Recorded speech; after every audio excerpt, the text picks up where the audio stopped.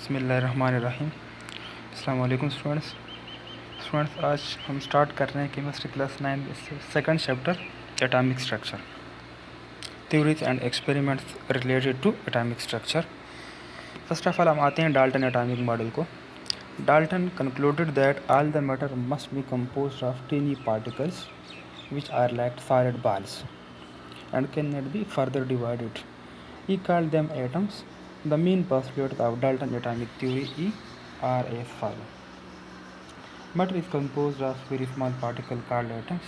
मतलब कि जितने मैटर्स हैं वो कंपोस्ट मतलब ये मुश्तमिल होते हैं स्मॉल एटम पे। Atoms is an individual particle, मतलब एटम एक नाकाबिल तकसीम ज़र्रा हैं, इसको आप मज़ीद डिवाइड नहीं कर सकते। Atoms can neither be created nor destroyed, ना पैदा कर सकते हैं ना आप डिस्ट्रॉय कर सकते हैं। Atoms of particular element are identical in size, shapes, mass and also in other properties, मतलब कि आइडेंटिकल एलिमेंट के एटम जो है ना साइज, शेप्स और मास मतलब इन ऑल रेस्पेक्ट ये सेम होंगी। Atoms of different element are different in all respects. All chemical reaction are due to combination or separation of atoms, मतलब कि केमिकल रिएक्शन में एटम्स की कम्बिनेशन होती है या सेपरेशन होगी, इसको हम क्या कहते हैं, केमिकल रिएक्शन कहते हैं। इसके बाद है रदरफोर्ड एटॉमिक मॉडल और discovery of nucleus. Rutherford proposed an atomic model in 1911 में इसने ये प्रपोज किया। He perform an experiment to determine the internal structure of atom, मतलब इसने इंटरनल स्ट्रक्चर को डिटरमाइन किया। For this purpose, he used a thin gold foil 0.00004 centimetre, sorry एक और जीरो भी इसमें है, 4 जीरो आते हैं।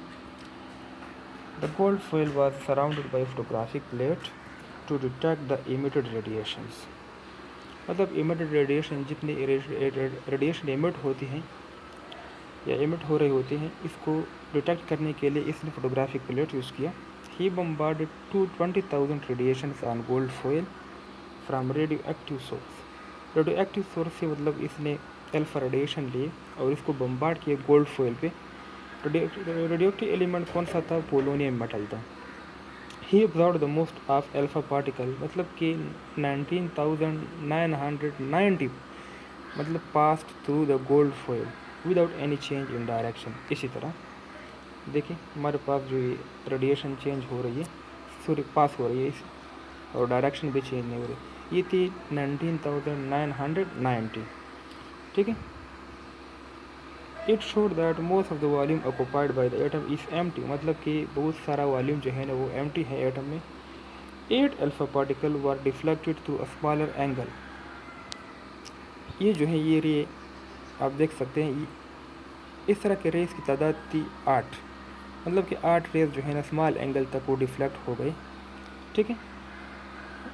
Only 2 were bounced back at original way, और इस तरह के कुछ रेस के 2 race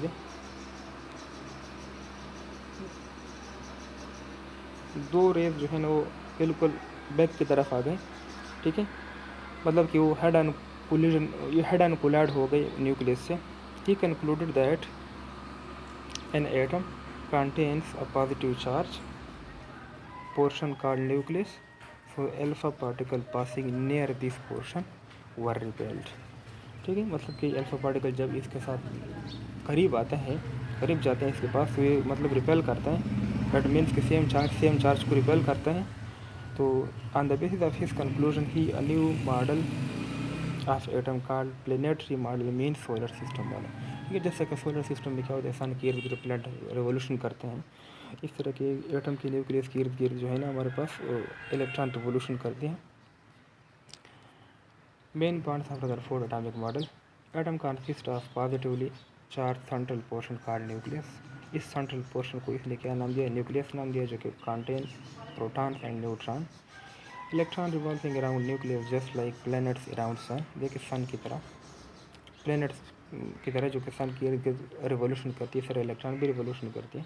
electron revolving around nucleus would require a centripetal force, ये सेंट्रीपिटल फोर्स की वजह से होती है। और सेंट्रीपिटल फोर्स दो अपोजिट चार्जेस के दरमियान आता है, मतलब कि प्रोटॉन न्यूक्लियस पे पॉजिटिव चार्ज, इलेक्ट्रॉन पे नेगेटिव चार्ज है, तो इस वजह से सेंट्रीपिटल फोर्स पैदा होती है।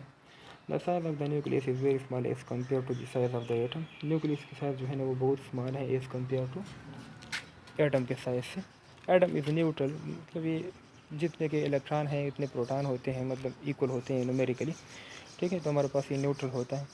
Nucleus is responsible for mass and energy of the atoms, और एटम के जितने मास हैं, मतलब ठीक है, या चार्ज है, इसके लिए मतलब न्यूक्लियस जो है वो रिस्पॉन्सिबल हैं, इसमें न्यूक्लियस में पड़ा हुआ होता है। कुछ ख़राबी हैं, कुछ खामी है रदरफोर्ड एटॉमिक मॉडल में। It is based on the laws of gravitation and motion, ये जो है ना apply, it is based on law, मतलब कि ये लॉ ऑफ ग्रेविटेशन या मोशन के मुताबिक हैं, हालांकि ये जो है ना न्यूट्रल बॉडी के लिए अप्लाई होता है, ठीक है, ये चार्ज बॉडी पे अप्लाई नहीं होता। और हमारे पास जो है ना न्यूक्लियस, ये जो है हमारे पास चार्ज बॉडी है, ठीक है। According to Maxwell theory, Maxwell theory में क्या बताया इन्होंने कि इलेक्ट्रॉन जब रिवोल्यूशन करता है तो इलेक्ट्रॉन एनर्जी साथ साथ एनर्जी भी लॉस कर देते हैं, और आखिरकार ये इलेक्ट्रॉन न्यूक्लियस में आता है, ठीक है, मतलब collapse into nucleus. However it does not happen in real, और हमारे पास ये हकीकत में इस तरह नहीं है। If electron radiate energy continuously, then continuous spectrum will be obtained, but actually line spectrum is obtained।